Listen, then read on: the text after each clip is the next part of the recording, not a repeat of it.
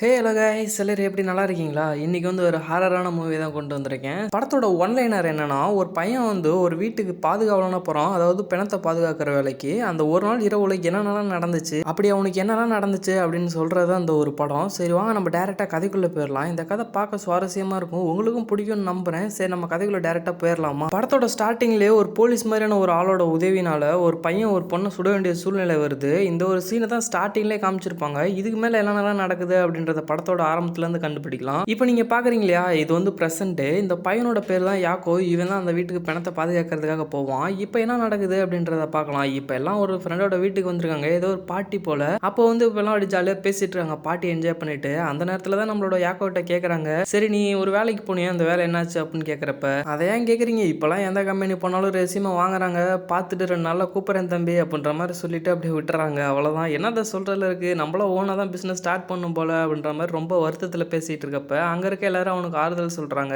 அப்படியே அந்த பார்ட்டியும் முடியுது. அங்கேருந்து எல்லாம் கிளம்புறப்ப இப்போ கீழே ஒருத்தர் நிற்கிறான். இவன் தான் இந்த சோமர் வேலையை கொடுக்க போகிறான் நம்ம யாக்கோவுக்கு. இப்போ இவனும் அப்படியே அந்த இடத்துலேருந்து போக ஒரு பொண்ணு வந்து பார்த்தீங்கன்னா அவன்கிட்ட நம்பர் கேட்குது. இவனு இதாண்டா சான்ஸ் அப்படின்ற மாதிரி அந்த பொண்ணோட நம்பரை கொடுத்துட்டு அப்படியே அங்கேருந்து கிளம்புறான். அந்த பொண்ணோட பேர் தான் சாரோ. இப்போ இந்த யாக்கோவும் கீழே வரான். கீழே வந்துட்டு உங்களுக்கு என்ன வேணும் அப்படின்ற மாதிரி கேட்குறப்ப அவன் வந்துட்டு இந்த மாதிரி உனக்கு ஒரு வேலை இருக்குது பண்ணுறியா, உனக்கு நான் அதுக்கு வந்து பார்த்தீங்கன்னா காசு பே பண்ணிடுறேன். இன்னைக்கு ஒரு நாள் வந்து பார்த்தீங்கன்னா ஒரு பிணத்தை பாதுகாக்கிற வீட்டில் வந்து நீ இருக்கணும். நைட்டு இந்த ஒரு நாள் மட்டும் அர்ஜென்ட். இதுக்கு முன்னாடி ஒருத்தர் தான் ஓடிட்டான், உன்னை தான் நம்பி வந்திருக்கேன், நீ கண்டிப்பாக வருவேன்னு எனக்கு தெரியும் அப்படின்ற மாதிரி சொல்லிட்டு அப்படியே அந்த இடத்துல ஃபைனல் பண்ணுறாங்க. உனக்கு $200 தரேன் அப்படின்ற மாதிரி. ஆனால் நம்ம யாக்கோ வந்து பார்த்தீங்கன்னா அதெல்லாம் சுத்தமாக பத்தாது, நீ வந்து பணத்தை வேற பாதுகாக்கணுங்கிற, அது என்னென்னலாம் பண்ணணும்னு வேற தெரில, ஒரு $500 கொடு அப்படின்ற மாதிரி சொல்கிறப்ப அதெல்லாம் கட்டுப்படி ஆகாது அப்படின்ற மாதிரி அவனு கேட்டுட்டு இருக்கப்ப ஃபைனலாக ஒரு $400 வந்து பார்த்தீங்கன்னா இந்த டீலை முடிச்சுட்டு இவங்க அப்படியே அந்த வீட்டுக்கு வராங்க. வீட்டுக்கு வந்தோன்னா அந்த பாட்டிகிட்ட அந்த ஏஜென்ட் இன்ட்ரோடியூஸ் பண்ணுறான். இன்னைக்கு நைட் இவன் தான் இருக்க போகிறான் அப்படின்ற மாதிரி. அதுக்கு உடனே அந்த பாட்டி இவெல்லாம் அந்த வேலைக்கு சரிப்பட்டு வர மாட்டான் அப்படின்ற மாதிரி சொல்கிறாங்க.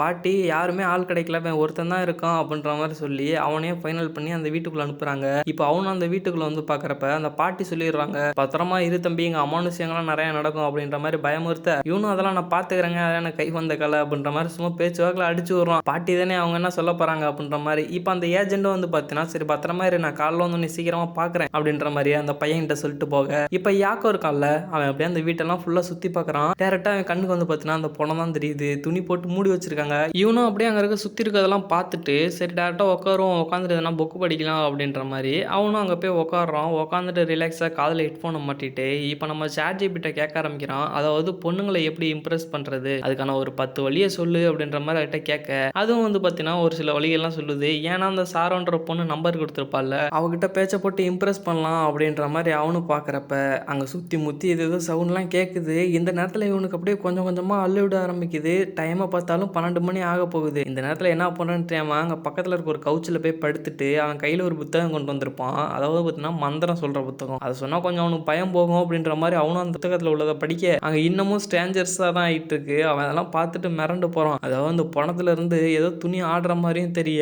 கூடவே பின்னாடி என்னென்னமோ சத்தங்கள்லாம் கேட்க இப்போ அப்படியே ஒரு வெளிச்சம் வருது. அது ஒரு அந்த வெளிச்சத்தை ஃபாலோ பண்ணி நம்ம யாக்கவும் திரும்பி பார்க்குறப்ப அங்கே ஒரு ஃபோட்டோ ஃப்ரேம் இருக்குது.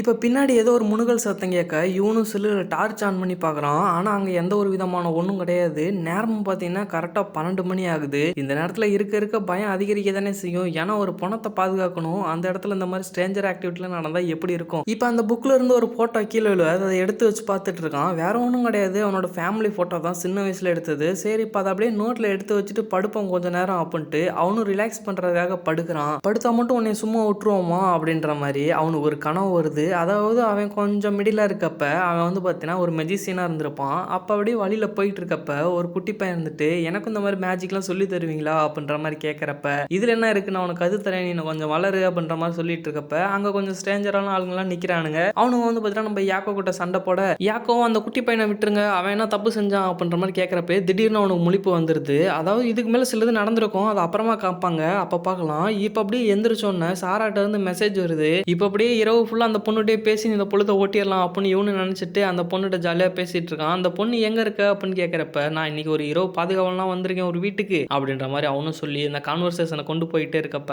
இப்போ ஸ்ட்ரேஞ்சரான ஆக்டிவிட்டிலாம் திரும்பவும் நடக்க ஆரம்பிக்குது. என்னடான்னு பார்த்தா அங்கே இருக்க ஒரு லைட்டு விட்டு விட்டு எரியுது. இது என்னடா வம்பா போச்சு அப்படின்னு அந்த லைட்டை சரி பண்ணலான்னு போகிறப்ப அந்த லைட்டும் வெடிச்சு போய் ஆஃப் ஆயிடுது. இப்போ ரூமே ஃபுல்லாக இருட்டாக வருது. இப்போ இந்த நேரத்தில் தான் ஒரு அன்னோன் நம்பர்லேருந்து அவனுக்கு ஒரு வீடியோ வரும். அதாவது அவன் தூங்கிட்டு இருக்கப்ப யாரோ வீடியோ எடுக்கிற மாதிரி ஒரு வீடியோ அவனுக்கு அமுச்சு விட்டா எப்போ இருக்கும் அந்த நேரத்தில் யாருமே இல்லை சுற்றி முற்றி. அந்த நேரத்தில் ஒரு பாட்டியோட கையை வந்து அவன் தலையில் வச்சு அவனை பாசமாக கொஞ்சிற மாதிரி இருக்கு. உடனே அவனோட யோசனை எங்கே போகுதுன்னா, இந்த வீட்டில் ஒரு பாட்டி இருப்பாங்க இல்லையா, சரி அந்த பாட்டியிட போய் கேட்கலாம் அப்படின்னு போகிறப்ப அந்த வீடியோவில் டெலிட் ஆயிருது. அது மட்டும் இல்லாமல் அங்கே ஒரு உருவம் வந்து பார்த்தீங்கன்னா அங்கேருந்து மூவ் ஆகிற மாதிரி அவனுக்கு தெரிய டக்குன்னு சடார்னு லைட் வருது. டக்குன்னு அந்த உருவம் காணா போக இப்போ இவனுக்கு விட விடன்னு ஆயிருது. உடனே அந்த கால்பேக்கு ஃபோனை போட்டு இந்த மாதிரி ஸ்ட்ரேஞ்சர் திங்ஸ்லாம் ஆக்டிவிட்டியில் நடக்கு அப்படின்னு சொல்கிறப்ப அவன் ஃபோன் எடுக்கல, வாய்ஸ் ரெக்கார்டு மட்டும் உனக்கு போட்டு விட்றான். இப்போ அப்படியே சுற்றி முற்றி பார்த்துட்டு இருக்கான். என்ன பண்ணுறேன்னு தெரியாமல் தண்ணி குடிக்கலாம் அப்படின்னு ஒரு கிளாஸில் தண்ணி பிடிச்சி குடிக்க அது ஃபுல்லாக வந்து பார்த்தீங்கன்னா என்னமோ ரத்தக்கர மாதிரி இருக்கு. டக்குன்னு கண்ணாடியை கீழே போட்டு உடைக்க இப்போ அவன் வாய்க்குள்ள ஏதோ மாட்டிட்டு இருக்க மாதிரி ஃபீலாக இருக்கு. அவனும் கையை விட்டு அப்படியே எடுக்கிறான். ஒரு முடி மாதிரி வருது. என்னடா இப்படி வந்து மாட்டிக்கிட்டமே அப்படின்னு அவனும் முழிக்கிறான். இப்போ இந்த நேரத்தில் தான் சத்தம் கேட்டு அந்த பாட்டியும் எழுந்து வராங்க. என்னப்பா சத்தம் ரொம்ப சத்தமாக இருக்குது அப்படின்னு கேட்க, அதெல்லாம் ஒன்றும் இல்லை பாட்டி, தண்ணி குடிக்கலான்னு எடுத்தேன், கிளாஸை கீழே உளுந்து உடஞ்சிருச்சுன்னு. அப்படியே அந்த கிளாஸை கீழே பார்க்க அது இப்போ நார்மல் தண்ணியாக மாறிடுது. இருந்தாலும் அந்த பாட்டி சொல்கிறாங்க பத்திரமா இருப்பா அப்படின்னு. இல்லை பாட்டி நான் இப்போ அதை க்ளீன் பண்ணிடுறேன் அப்படின்ட்டு அவனும் துணி எடுத்து அந்த இடத்தையே அப்படியே க்ளீன் பண்ண ஆரம்பிக்கிறான். இப்போ அப்படியே அந்த பாட்டி சொல்லிட்டு இருக்காங்க, நீ பயப்படுறது பார்க்கறது எல்லாமே உண்மைதான், என்னோட ஹஸ்பண்ட் தான் உங்கள்கிட்ட விளையாடுறாரு அப்படின்ற மாதிரி அவங்களும் சொல்ல இப்போ அவங்க கையில் ஒரு கண்ணாடி கிளாஸ் கிடைக்குது. அதை எடுத்து அப்படியே பார்த்தீங்கன்னா கதை சொல்லிட்டு அவங்க கையை கிழிச்சுக்கிறாங்க. பாட்டி பாட்டி என்ன பண்ணுறீங்க, இப்படிலாம் பண்ணாதீங்க, அப்புறம் போலீஸ் என்ன பிடிச்சிரும் அப்படின்ட்டு அவன் அந்த பாட்டி ஹெல்ப் பண்ணலான்னு போவ அந்த பாட்டி சீக்கிரமாகவே அந்த ரூமை விட்டு கிளம்பிடுறாங்க. சரின்ட்டு இவனும் அந்த இடத்துல இருந்து அப்படியே கீழே வரான் மெல்லமா. இப்போ அங்கே ஒரு டிவி ஓடிட்டு இருக்க மாதிரி இருக்கு. என்னடா இந்த நேரத்தில் யார் போட்டது அப்படின்னு அவனும் உட்காந்து பார்க்க இப்போதான் ஒரு ஆரம்பிக்கிறாரு. அதாவது அந்த பாட்டியோட ஹஸ்பண்ட் இருப்பார் இல்லையா, இவரு வந்து அந்த டீமன்ஸ்லாம் இருக்கா இல்லையா அப்படின்றத ஆராய்ச்சி பண்ணிட்டு இருக்கவரு. இப்படி ஆராய்ச்சி பண்ணிட்டு இருக்க போதான் அந்த டீமனை பற்றி சொல்ல ஆரம்பிக்கிறாரு. இதுலேயே 2 வகையான டீமன் இருக்கு, ஒன்று நல்லது ஒன்று கெட்டது. கெட்டது வந்து ரொம்பவே ஆக்ரோஷமானது அப்படின்னு சொல்லிக்கிட்டு இருக்கப்பவே பின்னாடி வந்து யாரோ அவனை கூப்பிடுற மாதிரி இருக்கு. என்னன்னு திரும்பி பார்த்தா தான் தெரியுது ஒரு 2 கையை கொண்ட ஒரு பேய். அவனை பிடிக்கலான்னு வர்றப்ப அவனுக்கு எப்படி இருக்கும், அப்படியே அந்த ரூம்ல இருந்து தப்பிச்சா போதுண்டா சாமின்னு தலை தெறிக்க ஓடுறான் பையன் அந்த ரூம்ல இருந்து. ஆமா தனியா வேற இருக்கான், எப்படி இருக்கும் அந்த இடத்துல. இப்போ உடனே கால்பருக்கு ஃபோன் அடிக்கணும்னு அவனும் அடிச்சு பேசுறான். அவரும் எடுக்கிறாரு. இந்த இடத்துல தான் ஒரு ட்விஸ்டே இருக்கும். இப்போ அவன் அப்படியே சொல்லிட்டு இருக்கான், இந்த மாதிரி ரொம்பவே ஸ்ட்ரேஞ்சரா நடந்துகிட்டு இருக்கு, என்னைய கொண்டாந்து இங்க விட்டுட்டு போயிட்டீங்களே, சீக்கிரமா வந்து காப்பாத்துங்க அப்படின்னு அவனும் பேச, இரு நீ பயப்படாத எதுக்கும் அப்படின்ற மாதிரி கால்பருக்கும் சொல்றாரு. என்னடா சொல்றடே, நான் தனியா மாட்டிக்கிட்டு இருக்கேன்டா அப்படின்னு அவனும் பேச ரொம்பவே ஸ்ட்ரேஞ்சரான ஆக்டிவிட்டிலாம் நடக்க இப்போ இன்னொரு கால் வருது. அப்ப அந்த காலை அட்டன் பண்ணி பேசுறப்ப சொல்லு நான் தான் கால்பருக்கு, எதுக்கு கால் பண்ணியிருந்த அப்படின்ற மாதிரி கேட்க இப்போ அவனுக்கு அப்படியே அல்லு விட்டுரும் பாருங்க. அப்போ இதுக்கு முன்னாடி பேசணும் எவன்டா அப்படின்ற மாதிரி அவரு காலை கட் பண்ணிட்டு பேச இப்போ ஒரு பேய் வந்து பார்த்தீங்கன்னா அந்த ஃபோன் மூலியமா பேசுது. அவ்வளோதான் அவனுக்கு அப்படியே ஜர்க் ஆயிரும். இப்போ அந்த நேரத்தில் ஒரு பாட்டியும் என்ட்ரி கொடுக்குறாங்க. என்னப்பா நீ இன்னும் தூங்கலையா அப்படின்ற மாதிரி. அவனும் பாட்டி நம்ம அந்த வீட்டை விட்டு கிளம்பி ஆகணுங்க, ரொம்பவே அமானுஷ்யமான விஷயங்கள்லாம் நடந்துகிட்டு இருக்கு அப்படின்னு சொல்கிறப்ப பாட்டி தம்பி அதெல்லாம் கவலைப்படாத, தாத்தா தான் வந்துட்டு விளையாடுவார் அப்படின்னு சொல்கிறப்ப பாட்டி தாத்தாலாம் கிடையாது, இது வேற எவனோ வந்துக்கான் அப்படின்ட்டு அவனும் அந்த வீட்டை விட்டு கிளம்புறான். இப்போ கிளம்பி வெளில வரப்போ தான் அங்கே யாருமே இல்லை, ஒரே ஒரு மனுஷர் மட்டும் அந்த இடத்துல இருந்து கிராஸ் பண்ண இவன் உதவிக்கு கூப்பிட்றான். ஆனால் இவனால் ஒரு கட்டத்துக்கு மேலே போகவே முடியல. என்னன்னு பார்த்தா அந்த டீமன் இருக்கும் இல்லையா, அது வந்து பார்த்தீங்கன்னா இவன் முன்னாடி வந்து நின்றுட்டு இவன் அந்த இடத்த விட்டு போக விடாம பண்ணுது. இவனும் அங்கேருந்து தலை தெறிக்கி எந்திரிச்சு ஓடியாரான். கடைசியில் அங்கே இங்கேயும் சுற்றி வந்து பார்த்தா திரும்பவும் அந்த பாட்டி இருக்க வீட்டுக்கே வந்துடுறான். அவனால எதுவுமே பண்ண முடியல. இப்போ அந்த பாட்டி வீட்டுக்குள்ளே போகலான்னு பார்க்குறப்பையும் அங்கே அந்த டீமன் வந்து அவனை கீழே தள்ளி விட இப்போதான் அவன் அந்த பழைய பிளாஷ்பேக்கு போகிறான். அதாவது அந்த ஒரு குட்டி பையனை கூட்டு போயிட்டு இருந்தான் இல்லையா, அவங்க எல்லாம் சேர்ந்துட்டு அந்த பையனை பிடிச்சி மிரட்ட இப்போ அந்த பையனுக்கு என்ன பண்ணுறேன்னு தெரியாமல் இருக்கப்ப அவனுங்க அந்த பையனோட முடியை பிடிச்சி அறுக்குறானுங்க. இப்போ அந்த பையன் வேகமாக ஓடி போய் தப்பிக்கலாம் அப்படின்னு போகிறப்ப ஒரு காரில் அடிபட்டு செத்துறான். அவனுங்க அங்கேருந்து தலை தெரிய ஓடிட்டானுங்க. இப்போ அந்த யாக்கோ இருக்கான்ல, அவன் போயிட்டு அந்த பையனை தூக்கி வச்சுட்டு நான் என்ன பாவம் பண்ணேன் அப்படின்ற மாதிரி சொல்கிறப்ப அப்படியே அந்த ஃப்ளாஷ்பேக்கும் முடியுது. இப்போ எந்திரிச்சு பார்த்தா அவன் அந்த பாட்டியோட வீட்டில் தான் இருக்கான். அந்த பாட்டி கையில் கிழிச்ச மாதிரி நினச்சது இவனோட கையில் தான். கையை கிழிச்சது மட்டும் இல்லாமல் மண்டையிலேயே அடி விழுந்திருக்கான். அந்த டீமன் அவனை கீழே தள்ளி விட்டது. அதெல்லாம் நினச்சிட்டு அழுதுகிட்டு இருக்கப்ப அங்கே இருக்க பணத்தையும் காணோம். இவனுக்கு என்ன பண்ணுறேன்னே தெரில, அழுகுறான். நான் எதுக்கு தேவையில்லாமல் அந்த வீட்டுக்குள்ளே வந்தேன், நான் என்ன பாவம் பண்ணேன் அப்படின்னு அழுதுகிட்டு இருக்கப்ப இப்போ தான் சாராடா இருந்து ஃபோன் வருது, நீ என்ன பண்ணிட்டு இருக்க அப்படின்னு. அவனும் நடந்ததெல்லாம் சொல்கிறான். சாரா அங்கே ரொம்பவே மோசமாக நடந்துகிட்டு இருக்கு, நான் இறந்துருவேன், நாட்டு காலைல உன்னை பார்க்க முடியுமா என்னன்னு தெரில அப்படின்ற மாதிரி ரொம்ப பேச இப்போ அந்த சாரா பொண்ணு இருக்கா இல்லையா, அவளையும் வந்து பார்த்தீங்கன்னா அந்த டீமன் கையை வச்சு அமுக்குற மாதிரி ஃபீல் ஆக இப்போ அந்த படுக்கையிலேருந்து பணம் வந்து பார்த்தீங்கன்னா அப்படியே எந்திரிச்சு உட்காருது. அவ்வளோதான் நம்ம பையன் ஒரு கட்டத்துக்கு மேலே அந்த இதெல்லாம் விட்டுட்டு ஃபீலிங்ஸோட போகிறான். நீ தானே அந்த குட்டி பையன், சாரி என்னை மன்னிச்சிடு, நான் தான் தப்பு பண்ணிட்டேன், உன்னை காப்பாற்றிருக்கணும் அப்படின்னு அந்த பணத்தை பிடிச்ச அழுக அந்த பணமும் வந்து பார்த்தீங்கன்னா காணாமல் போயிடுது.